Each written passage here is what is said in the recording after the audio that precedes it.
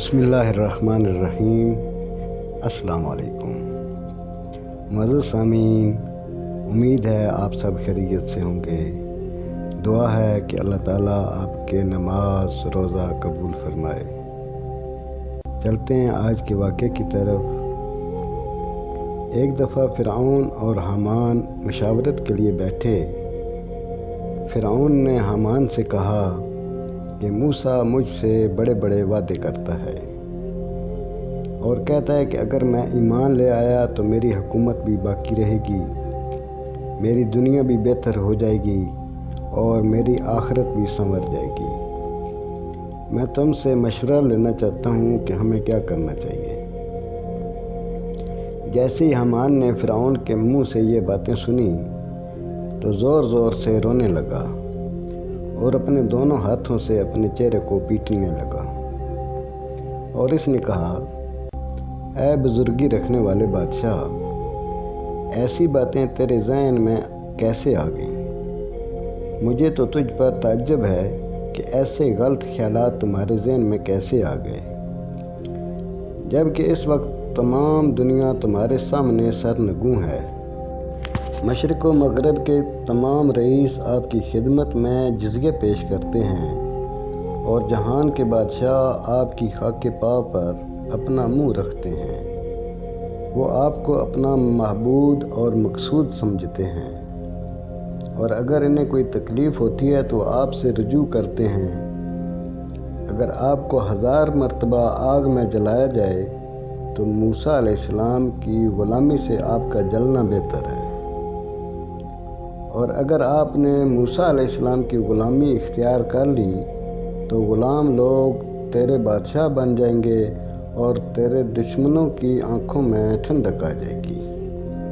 جب فرعون نے اپنے ساتھی حامان کے منہ سے یہ مشورہ سنا تو وہ اپنے موقف پر قائم رہا، اور اس نے حضرت موسیٰ علیہ السلام کے کسی بھی فرمان پر توجہ نہ دی، اور نتیجہ یہ نکلا کہ عذاب خداوندی میں مبتلا ہوا۔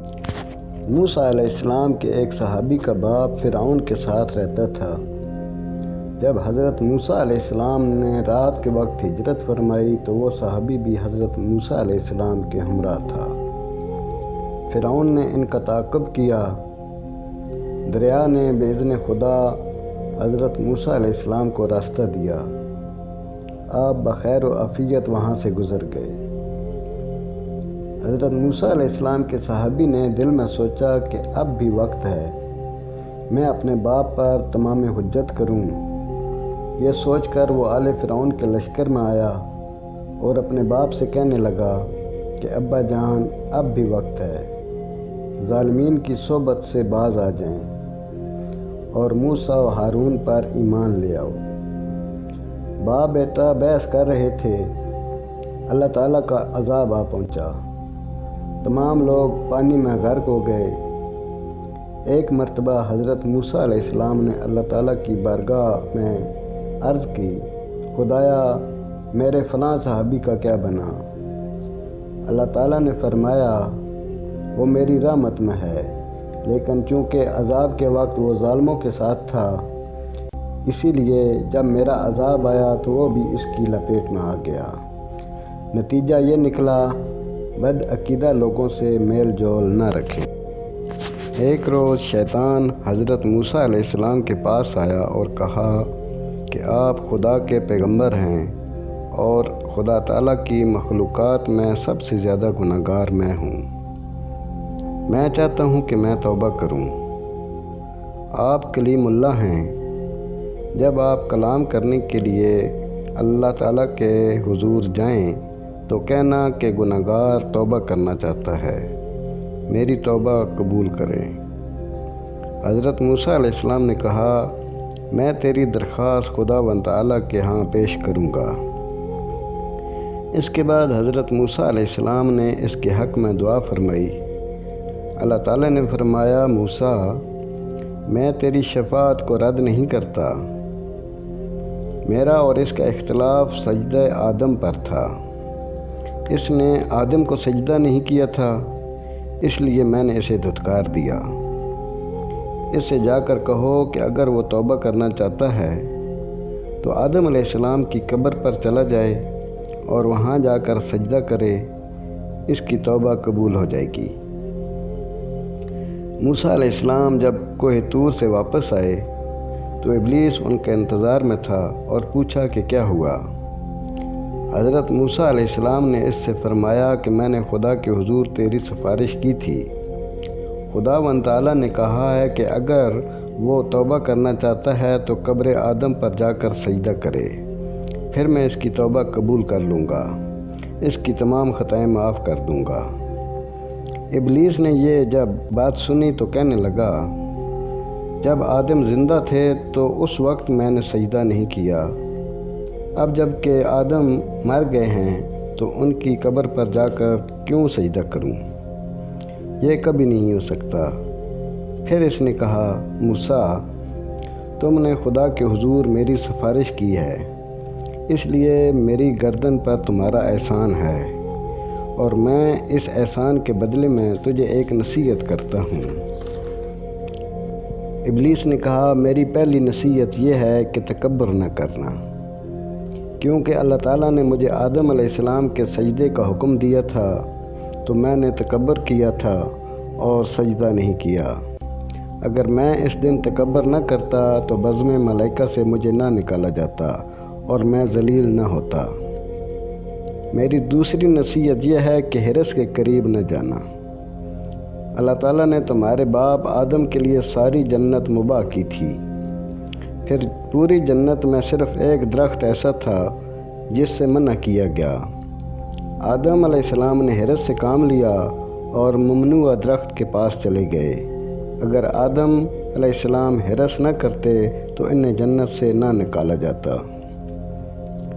اور تو میں تیسری نصیحت یہ کرتا ہوں کہ غیر عورت کے ساتھ کبھی تنہا نہ بیٹھنا۔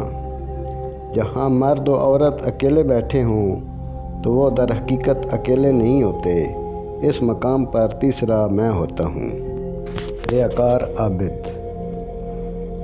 بنی اسرائیل میں ایک عابد ہوا کرتا تھا جس نے سال ہر سال خداوند کریم کی عبادت کی تھی۔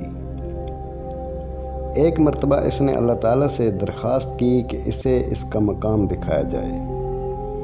اگر میرے عمل مقبول ہوں گے تو پھر میں اور زیادہ محنت سے نیک عمل بجا لوں گا، اور اگر وہ تیری رضا کے مطابق نہ ہوئے تو مزید عبادت و زہد کے ذریعے ان کی تلافی کروں گا۔ خواب میں اسے یہ جواب سنائی دیا، اللہ کے نزدیک تیرا کوئی نیک عمل موجود نہیں ہے، کیونکہ تو نے جب بھی کوئی نیک کام کیا تو لوگوں کو اس سے آگاہ کیا، اور تیری جزا بس یہی ہے کہ لوگوں نے تیرے اعمال کی تعریف کر دی۔ عابد کو اپنی کوتاہی پر شرمندگی ہوئی۔ چند دن بعد اسے خواب میں بتایا گیا کہ اپنی جان کو دوزخ سے بچانا چاہتے ہو تو اپنے جسم کی تمام رگوں کی مقدار میں روزانہ صدقہ دو۔ اس نے عرض کی، خدایا تو بہتر جانتا ہے کہ میں ایک مفلس انسان ہوں، میرے پاس اتنی دولت نہیں ہے کہ اپنی رگوں کی مقدار میں روزانہ صدقہ کر سکوں۔ اسے جواب سنائی دیا کہ ہم کسی کی طاقت سے زیادہ تکلیف نہیں دیتے، تم روزانہ 360 مرتبہ سبحان اللہ والحمد للہ ولا الہ الا اللہ واللہ اکبر ولا حول ولا قوت الا باللہ پڑھا کرو۔ ہر کلمہ تمہاری ہر رگ کا صدقہ شمار ہوگا۔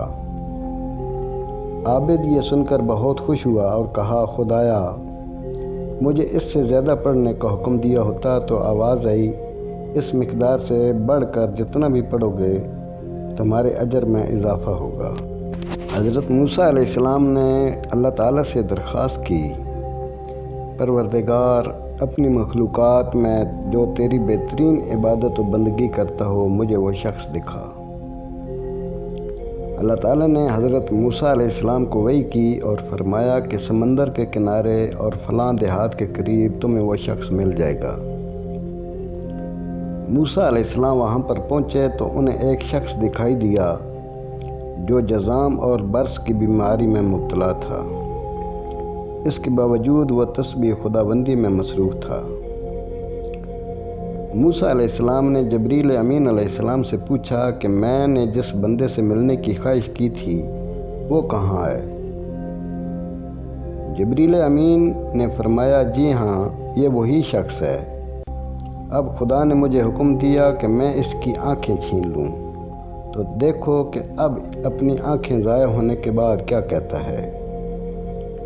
جبریل امین نے اشارہ کیا تو اس کی دونوں آنکھیں حلقوں سے باہر آ گئیں، اور اس کے بعد اس شخص نے کہا، پروردگار، جب تک تو نے چاہا تو میں ان آنکھوں سے استفادہ کرتا رہا، لیکن اب تو نے مجھ سے آنکھیں لے لی ہیں۔